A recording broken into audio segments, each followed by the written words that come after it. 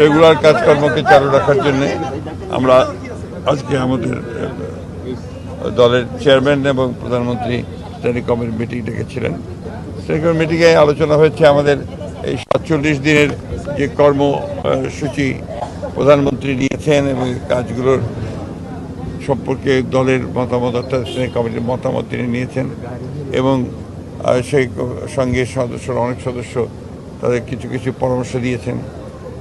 আর আপনার সেই সঙ্গে আমাদের যে রাজনৈতিক সাংগঠনিক কর্মকাণ্ডগুলোকে আরও বিস্তৃত করার জন্য ভবিষ্যতে খুব দ্রুত কীভাবে আমরা দলকে কাউন্সিলের দিকে নিয়ে যেতে পারি সে বিষয়গুলো আলোচনা হয়েছে এবং আমরা পুরো বিষয়টাই সাংগঠনিক ছিল।